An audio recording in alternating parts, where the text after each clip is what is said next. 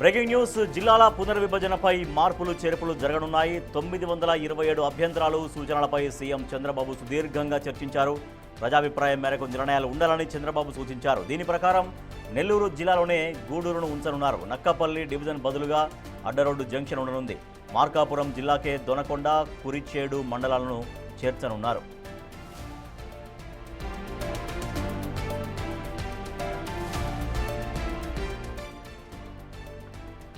జిల్లాల పునర్విభజనపైన ముఖ్యమంత్రి చంద్రబాబు ఫోకస్ చేశారు. ప్రజాభిప్రాయం మేరకు మార్పులు చేర్పులు జరగబోతున్నాయి. 927 అభ్యంతరాలు సూచనలపైన ముఖ్యమంత్రి సుదీర్ఘంగా చర్చించారు. ప్రజాభిప్రాయం మేరకు నిర్ణయాలు ఉండాలంటూ చంద్రబాబు సూచించారు. దీని ప్రకారం నెల్లూరు జిల్లాలోనే గూడూరు ఉంచనున్నారు. ఇంకా ప్రజా అభిప్రాయం ఏం కోరుకుంటున్నారో, ఎక్కడైతే న్యాయమైన డిమాండ్స్ ఉన్నాయో, ఎక్కడైనా గట్టి డిమాండ్స్ అవి న్యాయంగా ఉంటే వాటిని పరిశీలించాలంటూ అధికారులు సూచించారు ముఖ్యమంత్రి చంద్రబాబు. మా ప్రతినిధి రాజేష్ మరింత సమాచారం సార్. రాజేష్, ముఖ్యమంత్రి ఫోకస్ చేశారు జిల్లాల పునర్విభజన పైన. సో ఎక్కడెక్కడ ఎక్కువ డిమాండ్స్ ఉన్నాయి, వాటిని జెన్యూన్గా ఎట్లా ఉన్నాయనే దానిపైన అధికారులు ఎట్లా కసరత్తు చేస్తున్నారు?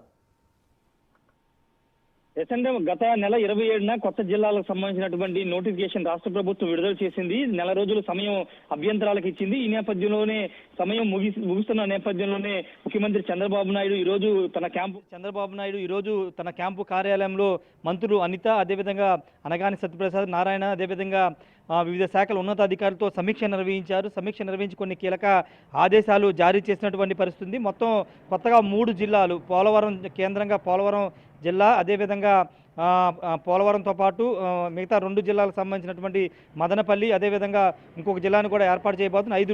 5 రెవెన్యూ డివిజన్లు కూడా బనగానపల్లి, అదేవిధంగా అద్దంకి, పీలేరు, అదేవిధంగా కొత్త నక్కపల్లికి సంబంధించినటువంటి 5 రెవెన్యూ డివిజన్లు కూడా ఏర్పాటు చేయబోతున్న నేపథ్యంలో వీటికి సంబంధించినటువంటి రివ్యూ చేయడం జరిగింది.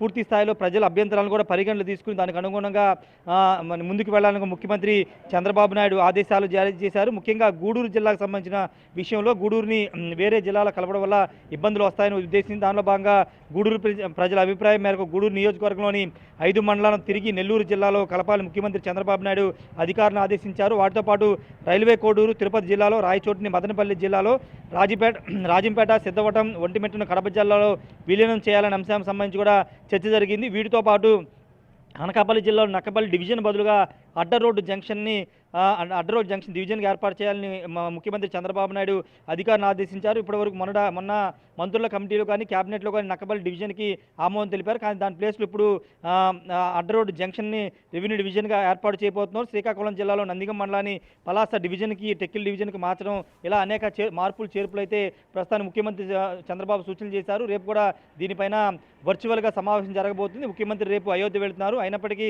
అయోధ్య వెళ్లే ముందు మంత్రులు, అధికారులతో వర్చువల్గా సమావేశమై ఫైనల్ నిర్ణయం రేపు ప్రకటించే అవకాశంగా ఉంది. ఫైనల్ గెజిట్ కూడా రేపు విడుదల అయ్యే అవకాశం కనబడుతుంది. ప్రజల అభిప్రాయాలు, మనోభావాలని దృష్టిలో పెట్టుకుని కొత్త జిల్లాలు కానీ 5 రెవెన్యూ డివిజన్లు కానీ ఏర్పాటు చేయాలని రాష్ట్ర ప్రభుత్వం భావిస్తుంది. గత వైసీపీ హయాంలో జిల్లాలు విభజన జరిగింది కానీ ఎక్కడా కూడా పారదర్శకంగా జరగలేదు. అక్కడ ప్రజల అభిప్రాయాలని పరిశీలన తీసుకోకుండా జిల్లా విభజన, రెవెన్యూ డివిజన్ ఏర్పాటు చేస్తే దానివల్ల చాలా చోట్ల ఇబ్బందులు ఎదురయ్యాయి. దానిలో భాగంగానే అధికారంలోకి వస్తే ఖచ్చితంగా ప్రజలు ఏమైతే కోరుకుంటున్నారు, ఎలాంటి అభిప్రాయాలు ఇస్తారు, దానికి అనుగుణంగా రెవెన్యూ డివిజన్లు మారుస్తామని చంద్రబాబు అప్పట్లో ఎన్నికల ప్రచారంలో హామీ ఇచ్చిన విధంగానే ఇప్పుడు కొత్తగా 3 జిల్లాలు, 5 రెవెన్యూ డివిజన్లు ఏర్పాటు చేస్తున్నారు.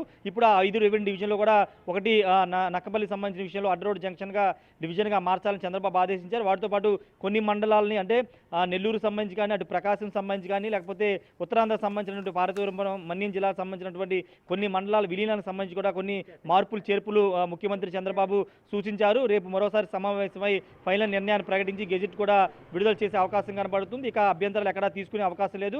ఆల్రెడీ నెల రోజులు సమయం ఇచ్చారు కాబట్టి నెల రోజుల్లో పూర్తి స్థాయిలోనే 927 అభ్యంతరాలు వచ్చి అనుగుణంగా ఆ అభ్యంతరాలను బేస్ చేసుకుని, ఆ అభ్యంతరాలను పరిగణలో తీసుకుని ఇప్పుడు ఒక రెవెన్యూ డివిజన్ పేరు మార్చి మిగతా మండలాలకు సంబంధించినటువంటి విలీనానికి ప్రక్రియ కూడా సాగించబోతున్నారు. Right, thank you Rajesh. యాక్చువల్గా అఫీషియల్స్తోనూ హానరబుల్ రెవెన్యూ మినిస్టర్తో యాక్చువల్గా సీఎం గారు కొంత డిస్కస్ చేశారు. మళ్ళా ఈ డిస్కషన్ వల్ల రేపు కొనసాగించేటట్టుగా నిర్ణయించారు. కొత్త జిల్లాలకు సంబంధించి యాక్చువల్గా అఫీషియల్స్తోనూ హానరబుల్ రెవెన్యూ మినిస్టర్తో యాక్చువల్గా సీఎం గారు కొంత డిస్కస్ చేశారు. మళ్ళా ఈ డిస్కషన్ వల్ల రేపు కొనసాగించేటట్టుగా నిర్ణయించారు.